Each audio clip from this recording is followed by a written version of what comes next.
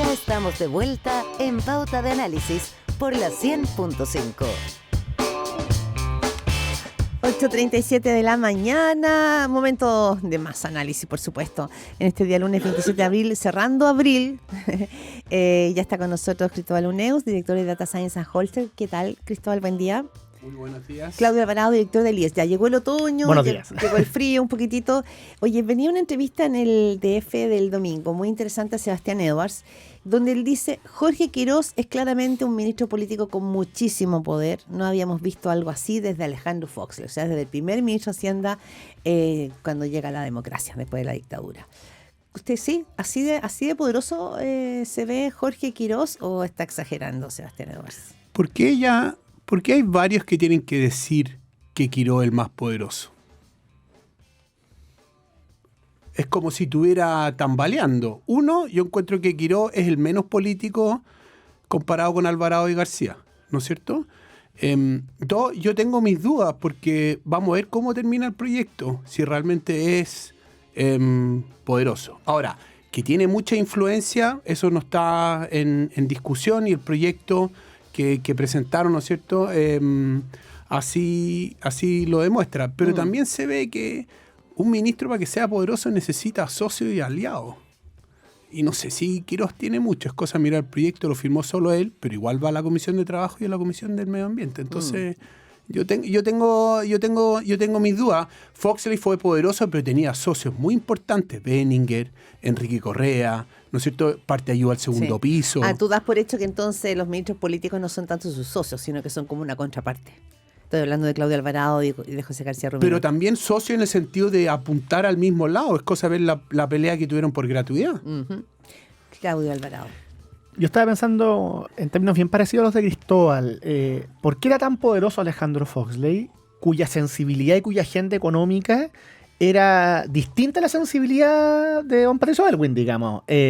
Patricio Aylwin decía: aquí hay que dejar a los que saben, estoy parafraseando, y en eso hubo un voto de confianza muy grande, pero claro, Foxley era tan poderoso porque estaba esa confianza presidencial, que aquí también claramente existe, el presidente Kast confía mucho en el ministro Quirós, pero porque también jugaba de memoria y más o menos en la misma sintonía con Benninger, con Correa, lo mismo que decía Cristóbal. Entonces, aquí, en este caso, el cuadro parecía ser un poco diferente, porque si bien obviamente son perfiles distintos y complementarios, hasta ahora la coordinación entre los ministros Alvarado, García Ruminot y Quirós no ha sido la deseable, y uno no sabe si eso es simplemente porque falta fiato, producto de que llevan un mes y medio. O porque hay dos almas. Más diferencias, yo no sé si dos almas, pero sí diferencias de énfasis muy marcadas. Pero sí, se puede llamar dos almas, digamos. O sea, dos almas son diferencias de énfasis al interior de un gobierno. Mira, lo vimos con Boric, ¿no? Ya. El socialismo democrático, que eran diferentes percepciones, y a eso se le llama dos almas. Yo tengo la impresión de que aquí no alcanza, hay que ver cómo se desarrolla, insisto, porque llevamos recién un mes y medio de gobierno, pero yo tengo la impresión de que una de las ventajas del gobierno actual,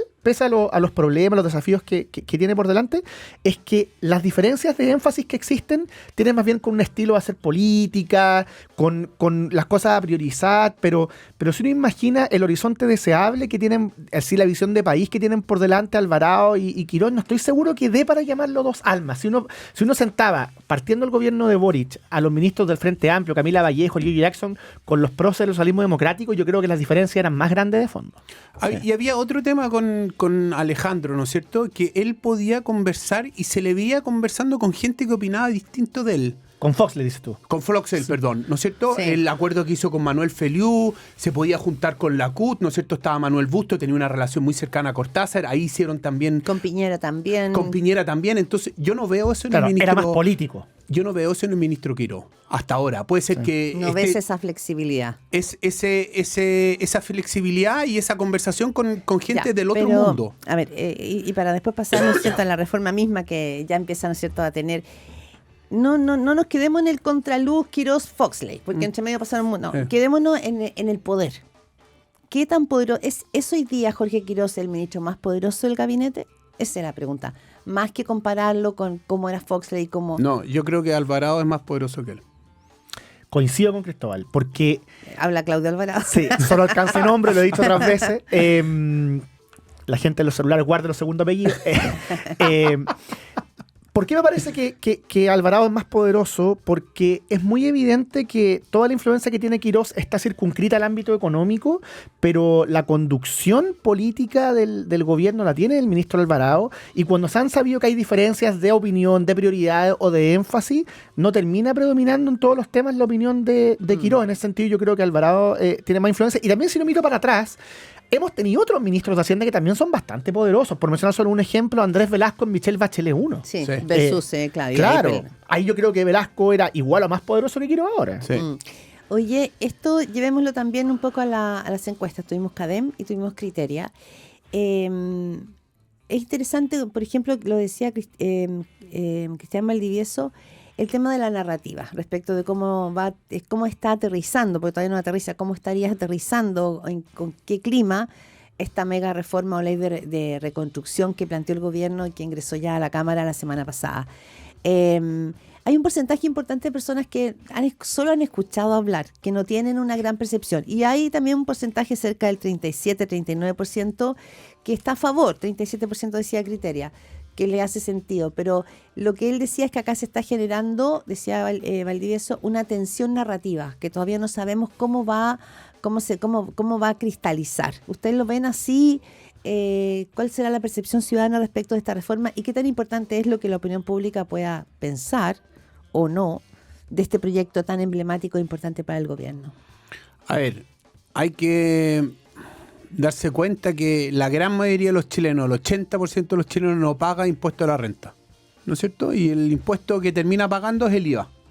Entonces, esto de bajar los impuestos a las empresas y todo, yo creo que es algo súper ajeno, que no entienden, excepto los dueños de empresas, y por lo tanto no sé si le dan tanta importancia, ya sea de apoyar o de rechazar. La opinión pública es importante porque si para la votación del Senado la aprobación del presidente Kast está en torno al 30, se le va a complicar la cosa. Yo creo que en 40 todavía tiene posibilidades, probablemente algunas de las cosas se van a caer, pero es verdad que hay un problema narrativa. ¿Cuál es el objetivo final de este proyecto? ¿Por qué bajando los impuestos vamos a crecer? Y sobre todo, ¿quién va a crecer? Porque yo creo que aquí, para un sector importante de la centroizquierda, ¿no es cierto?, no importa solo crecer, sino quién crece. Y aquí el gobierno ha cometido un error. Porque el gobierno dijo, incluso el ministro Quirós tuvo una frase desafortunada, ¿no es cierto?, de la clase media, que de gracia que haya crecimiento, ¿no es cierto? Porque no ha explicado cómo esta rebaja de impuestos va a beneficiar a todos. Si uno mira el informe financiero, ¿no es cierto?, el crecimiento viene por la parte de inversión por los cambios en medio ambiente, no por la rebaja tributaria. Falta información sobre cómo va a afectar esto el déficit fiscal, y falta información sobre a quién beneficia más.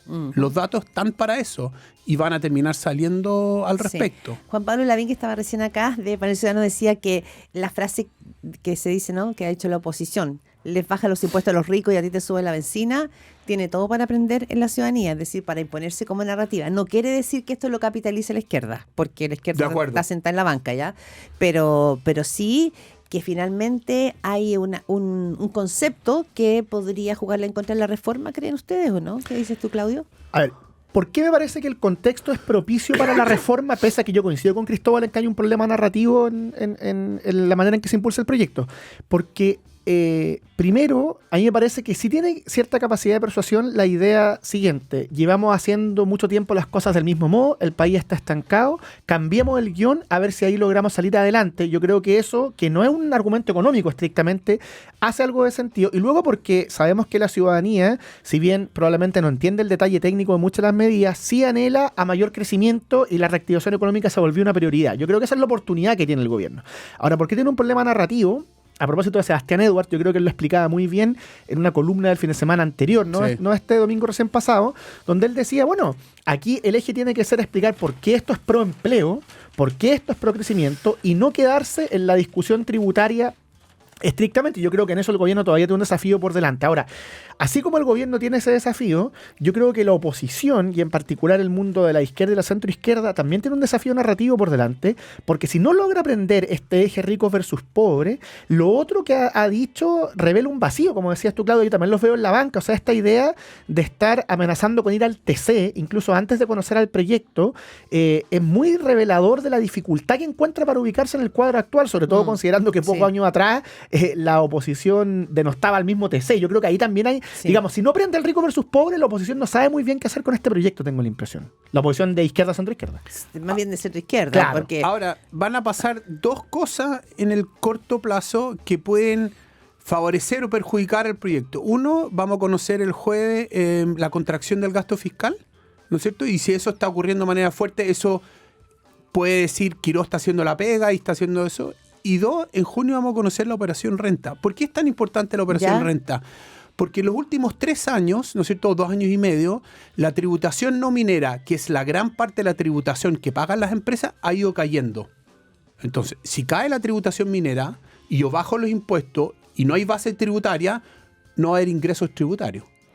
¿No es cierto? y se desfondaría la propuesta. Y se fondaría la propuesta. Incluso Schmidt-Hell dice, no, es una anomalía, eso no va a pasar ahora. Sin ir al fondo, que hay yo creo que cosas más estructurales al respecto. Y esas dos cosas yo creo que pueden tener un impacto en la discusión de la reforma. Ya, pero ahí tendría un impacto en un punto de la reforma, que sería, ¿no es cierto?, la baja del impuesto corporativo. Que es la línea roja de este gobierno. Está eso, y también, y lo planteaba Andrea Repeto, economista, en una columna muy interesante en el Mercurio este fin de semana y en una entrevista que dio a T13, ahí va Valenzuela, es que no está solamente el tema de la baja del 27 al 23, sino que también ella hablaba de cómo la invariabilidad puede ser un tema complejo también como línea roja. O sea, hay más de una línea roja en lo que muchos dicen que es una reforma tributaria más que un proyecto. Bueno, eso es interesante, la estrategia del gobierno, me parece que aún no la conocemos con suficiente detalle, y probablemente si el gobierno es exitoso en su agenda no se va a conocer hasta el final, hasta que termine la tramitación. Cuando uno presenta un proyecto de tantas medidas, ¿cierto?, varias decenas de medidas, bueno, ¿cuáles son efectivamente la línea roja? O sea, ¿dónde el gobierno apuesta a que esto se apruebe sí o sí con vistas a que se den los resultados que el gobierno espera? Yo tengo la impresión, o sea, si son varias decenas de medidas en que hay más de una línea roja, pero por supuesto el gobierno debe asumir que no va a poder aprobar 43 medidas, digamos. Entonces, ahí también se vuelve interesante la negociación política con los sectores que se han abierto a negociar, particularmente con el Partido de la Gente, porque el gobierno no tuvo mucha dificultad para aceptar las peticiones del Partido de la Gente. Entonces, yo creo que quizás nos falta todavía conocer el despliegue de la estrategia. Lo que decía Pamela Giles ayer no es tan así. Lo que decía Pamela Giles es que nosotros no entramos en la parte final de la negociación, que aquí estuvo por caerse muchas veces la negociación y que fueron 45 días de negociaciones. Y dice que todavía, que todavía no está, hasta que no tengan claridad respecto de que esté en un papelito el acuerdo, no está cerrado el acuerdo. Y ella decía, puede ser horroroso, atroz que se caiga el acuerdo. Volvió ya como a poner el punto de la condicionalidad, ¿no? Yo solo quiero recordar el acuerdo de pensión en la Cámara que firmó el gobierno con demócratas y amarillos, ¿no es cierto? Firmaron el acuerdo, iban a votar 3-3 y votaron en contra. Entonces el papel hasta ahí nomás. Y yo lo otro que quiero decir, me llama mucho la atención que se haya negociado la idea de legislar con el PDG antes de haber presentado el proyecto. ¿Por qué te llama la atención? Porque eso refleja ansiedad del gobierno de estar muy apurado. Bueno, sí que está apurado, tiene que en junio dijo... Sí, pero sacar el proyecto en 15 días para una reforma tan grande y tan importante me parece, a mí por lo menos, poco serio. ¿No es cierto? Porque hay que hacer las proyecciones, hay que ver qué pasa con el impuesto a la renta. Entonces, me parece aquí que el gobierno hay que ver lo que va a pasar también con la CFA. Entonces, me parece que el gobierno está demasiado ansioso al respecto. Yo no recuerdo otro proyecto de ley que se haya negociado la idea de legislar antes de presentar el proyecto. Sí, sobre el apuro, yo lo encuentro comprensible hasta cierto punto, porque el gobierno es consciente, supongo que es consciente, que no tiene la popularidad asegurada, que como decía Cristóbal, si sigue flotando en torno al 40%, una tremenda novedad para lo que nos hemos acostumbrado en el último tiempo, y eso le da cierto capital político para empujar su agenda, pero eso se puede acabar. Y luego, porque también, como deben partir de la base, supongo, que tiene que mostrar resultados pronto, ese otro incentivo a que la agenda avance lo más rápido posible. Ahora, también es verdad que la negociación con el PDG, como ustedes dicen, digamos, no asegura de que esto va a terminar necesariamente como el gobierno quisiera, y eso debiera llevar especialmente al ministro Alvarado García Ruminot a seguir conversando con las otras fuerzas políticas, Sí. Bueno, se porque reúnen se con pueden el PC y el Frente descolgar Amplio. algunos votos. Y lo último, se nos quedan varios temas, pero nos queda poquito. Yo entrevistaba recién a Juan Pablo Lavín y me parece que él plantea algo muy relevante. Decía, ojo, porque la propuesta del proyecto de reconstrucción es una vuelta larga para la ciudadanía. No va a sentir en su bolsillo una respuesta rápida. Y alguien que le prometió ser un gobierno de emergencia y darte soluciones rápidas, él decía, el único lado que le queda al gobierno es seguridad. Y en seguridad no se está haciendo mucho.